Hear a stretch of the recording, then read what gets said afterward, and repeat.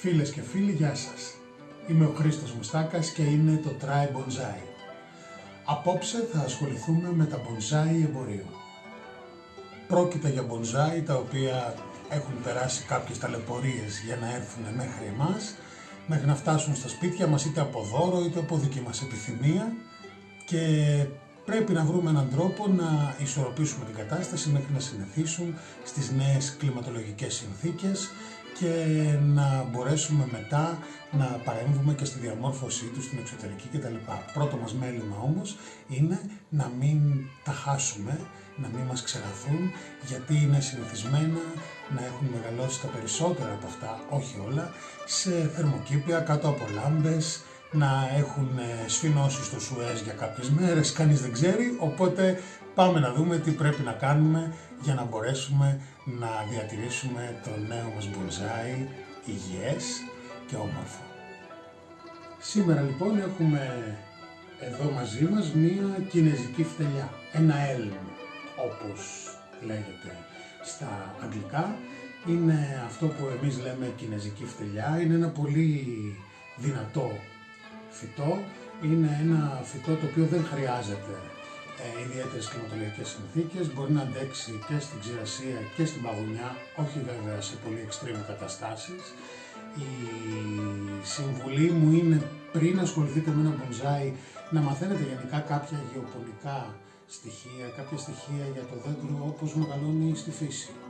Τι χρειάζεται, τι είδους χώμα, πόσο νερό, αν θέλει ήλιο απευθείας, εάν όχι κτλ. Το συγκεκριμένο λοιπόν είδος είναι ένα δυνατό είδος. Εδώ βλέπουμε ότι είναι μάλλον λίγο ταλαιπωρημένο, από ό,τι μπορούμε να καταλάβουμε είναι χωμένο μέσα στη γλάστρα έτσι με το ζόρι. Κοιτάξτε εδώ να δείτε τι έχει συμβεί. Όπως βλέπετε πήρανε μια γλάστρα, της βάλανε χώμα και το βάλανε μέσα. Εμείς λοιπόν αυτό που έχουμε να κάνουμε είναι να μπορέσουμε να το μεταφυτέψουμε σε ένα πιο υγιές χώμα, διότι ένα βασικό κομμάτι των bonsai είναι το ριζικό του σύστημα και πρέπει, εκτός από καλό νερό που μπορεί να συγκρατεί το χώμα, να μπορεί να έχει και καλό οξυγόνο ανάμεσα στις ρίζες του, διότι από εκεί τρέφεται, από εκεί παίρνει όλα τα βασικά συστατικά που χρειάζεται για να ζήσει υγιές.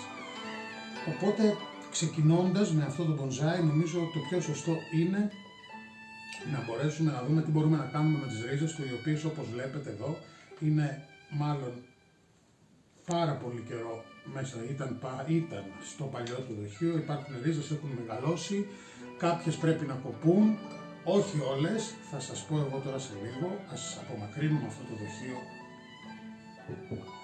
και ας ξεκινήσουμε να δούμε τι μπορούμε να κάνουμε με το ριζικό του σύστημα, έτσι ώστε να μπορέσει και το φυτό να ανασάνει.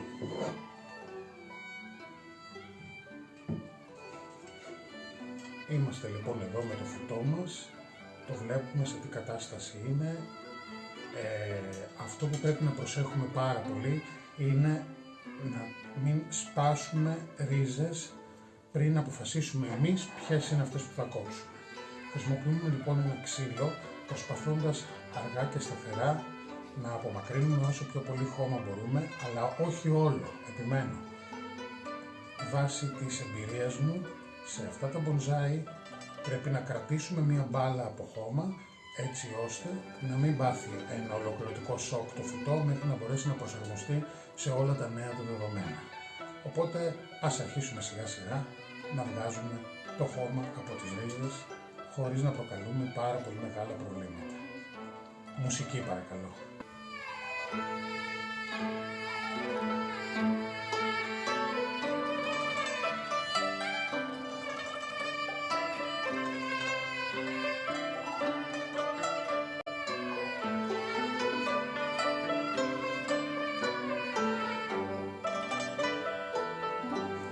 Όπως μπορείτε να δείτε, δεν υπάρχει σχεδόν καθόλου χώμα, είναι πιο πολύ η ρίζα παρά το χώμα που έχει ανάμεσά της. προσπαθούμε λοιπόν όσο μπορούμε όλο αυτό να το ξεμπλέξουμε χωρίς να καταστρέψουμε τις ρίζες.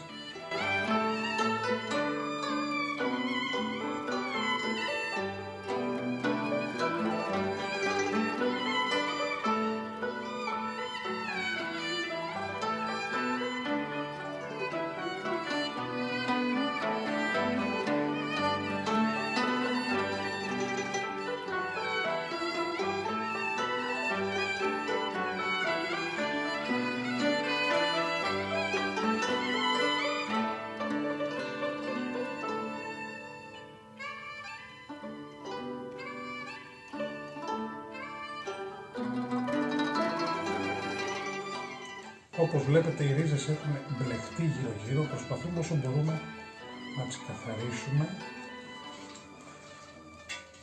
αλλά χωρίς να τις καταστρέψουμε.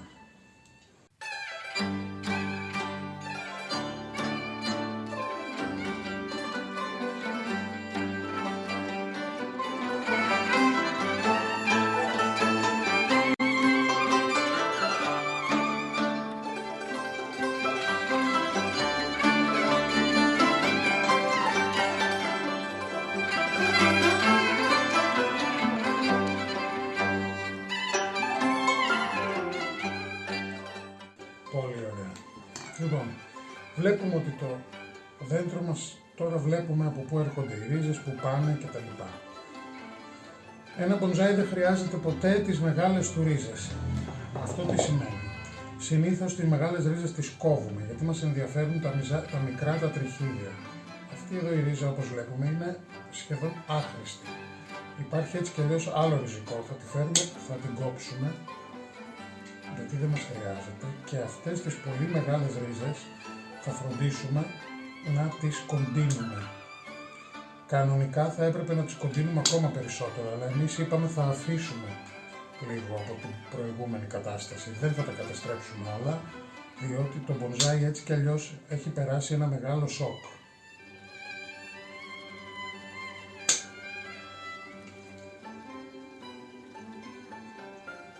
Κοιτάξτε εδώ αυτή τη ρίζα που έχει πάει γύρω-γύρω. Αυτό εδώ το πράγμα θέλει οπωσδήποτε κόψιμο.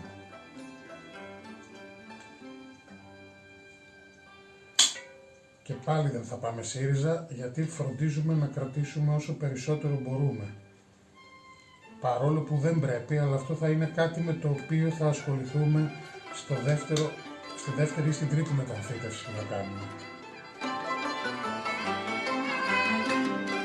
Γενικά οι κάθετες ρίζες δεν μας ενδιαφέρουν. Μας ενδιαφέρουν οι ρίζες να απλώνονται μέσα στο δοχείο στο οποίο θα τοποθετήσουμε το μπονζάι μας, έτσι ώστε να μπορεί να αναπτυχθεί σωστά. Πριν προχωρήσουμε στη μεταφύτευση, και αφού φτάσαμε σε ένα σημείο, θα δούμε τι άλλο θα χρειαστεί κόψιμο σε λίγο, θα καθαρίσουμε λίγο το πάνω μέρος του χώματος, γιατί μπορεί να δούμε πράγματα τα οποία είναι κρυμμένα από τον κορμό και που ίσως μας ενδιαφέρουν να τα εμφανίσουμε.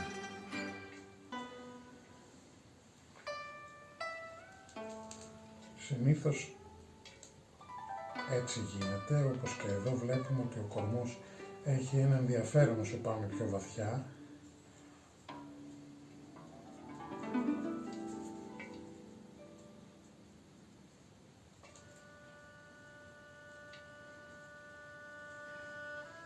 Ξεχωρίζουμε τις ρίζες να πάνε προς την πλευρά.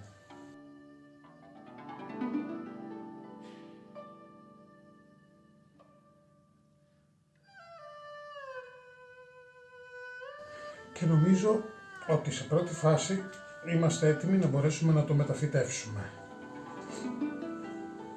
Όλα αυτά που σας λέω δεν έχουν ακριβείς συνταγές. Είναι πράγματα τα οποία θα μάθετε με τον καιρό. Κανείς μας δεν ξέρει τα πάντα όταν ξεκινάει. Και γι' αυτό άλλωστε σας προτείνω να κρατήσετε λίγο από το χώμα που ήδη έχει μέσα το φυτό, έτσι ώστε να μην του δημιουργήσετε μεγάλο στρες και νομίζετε ότι πέθανε και τέλος πάντων απογοητευτείτε από την πρώτη σας προσπάθεια. Πάμε τώρα λοιπόν να το μεταφυτεύσουμε. Για να το μεταφυτεύσουμε θα χρειαστούμε φυσικά ένα καινούριο δοχείο. Εγώ έχω εδώ ένα δοχείο, το οποίο μάλιστα έχει και πολύ ενδιαφέρον. Εκεί που το βρήκα έγραφε αυτά εδώ πέρα τα ιδεογράμματα, τα οποία τα γκούγκλαρα σε ένα πρόγραμμα στο ίντερνετ και είδα ότι σημαίνει ευίωνο. Ας είναι λοιπόν ευίωνο αυτό που φτιάχνουμε. Έχω προετοιμάσει το δοχείο, έχω βάλει σίτα κάτω και έχω βάλει και αυτά εδώ πέρα τα δύο σύρματα για να μπορέσω να στερεώσω το φυτό μου. Οπότε τοποθετούμε το δοχείο. Ας υποθέσουμε ότι αυτή που κοιτάζω εγώ είναι η μπροστά πλευρά, θα σας το δείξω μετά. Και μέσα στο δοχείο, σε πρώτη φάση, τοποθετούμε χώμα.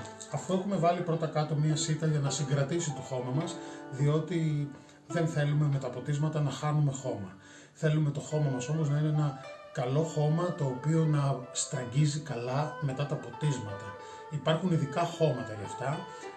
Μπορείτε όμως και με διάφορες προσαρμογές από χώματα που υπάρχουν σε διάφορα εργαστήρια να τα καταφέρετε πριν μπείτε στη διαδικασία να ξοδέψετε πάρα πολλά χρήματα. Φυσικά τα ειδικά χρώματα κάνουν πολύ πιο εύκολη τη ζωή σας και σίγουρη.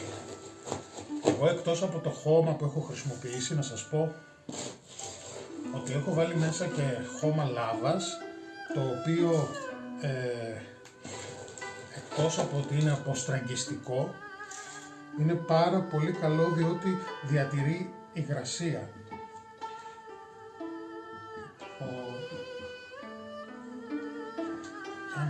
Πρέπει να βρούμε πώς θα το τοποθετήσουμε το φυτό.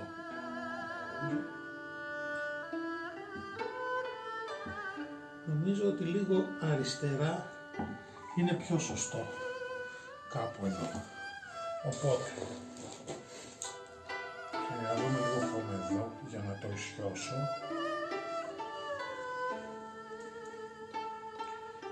Και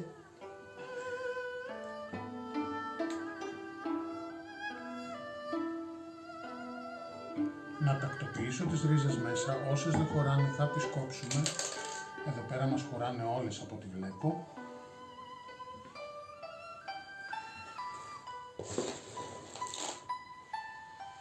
Θα προσθέσουμε λίγο χώμα.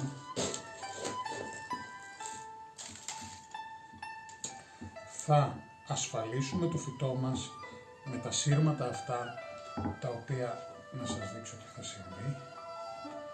Κρατάμε το φυτό μας στη θέση του και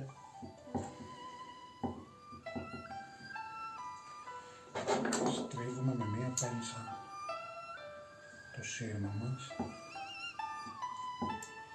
έτσι ώστε να μπορέσει να το κρατήσει στέρεο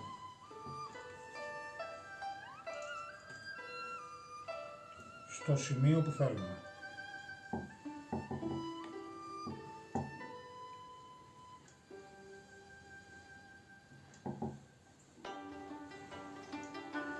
Νομίζω ότι είμαστε ok.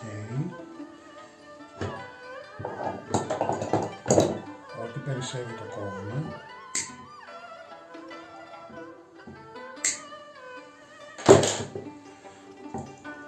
Και φυσικά το κρύβουμε.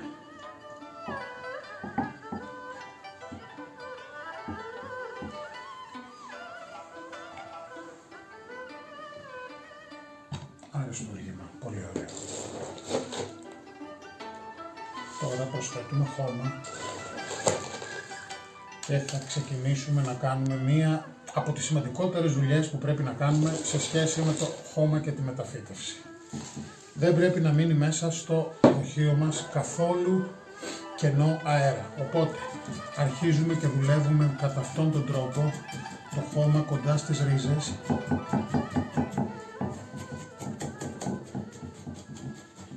Ώστε να πάει παντού και να φύγουν όλα τα κενά σημεία αέρα.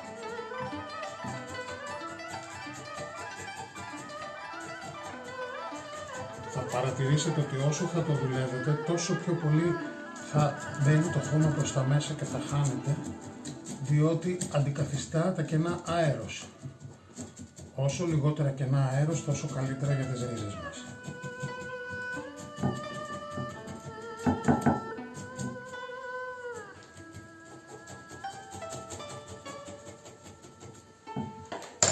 Και προς προσθέτουμε.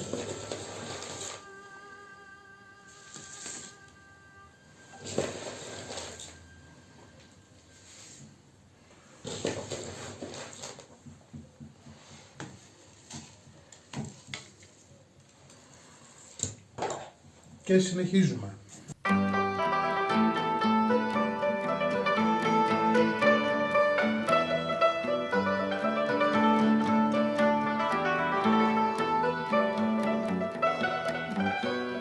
Με αυτά τα ποτίσματα, αν χρειαστεί χώμα ακόμη, που δεν νομίζω, θα προσθέσετε από πάνω λίγο χώμα ακόμη από αυτό που θα σας έχει περισσέψει.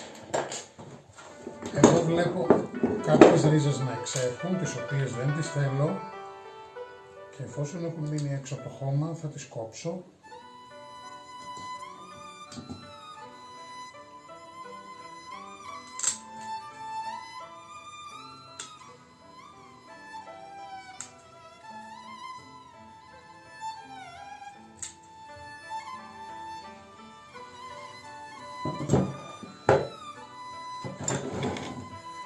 Με ένα παλιό βουρτσάκι μαζεύετε ό,τι έχει περισσέψει και προσπαθείτε λίγο να ισιώσετε το χώμα από πάνω.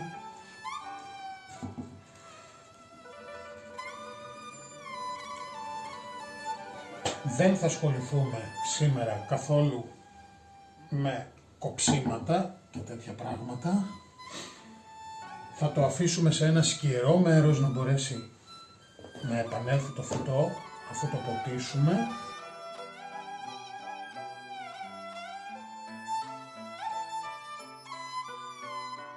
Πολύ ωραία.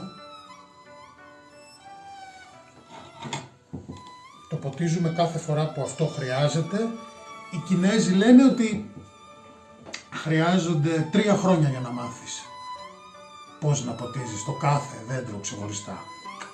Εν πάση περιπτώσει, και 3 να μην είναι, θέλει χρόνο για να μάθετε. Καλό είναι να δοκιμάζετε αν είναι ξερό το χώμα και θα καταλάβετε κάθε πότε χρειάζεται πότισμα. Τελειώσαμε λοιπόν, να σας το δείξω και την καλή την πλευρά, η οποία είναι αυτή. Ιδού λοιπόν το νέο μας bonsai, καλορίζικο. Ελπίζω να το σώσαμε, θα κάνουμε ένα update για να το κλαδέψουμε. Αν σας άρεσε το βίντεο, κάντε like και subscribe. Αν έχετε απορίες, γράφτε από κάτω. Στο επόμενο επεισόδιο θα ασχοληθούμε με κάτι ίσως πιο ενδιαφέρον για σας που αυτό το βρήκατε τόσο απλό.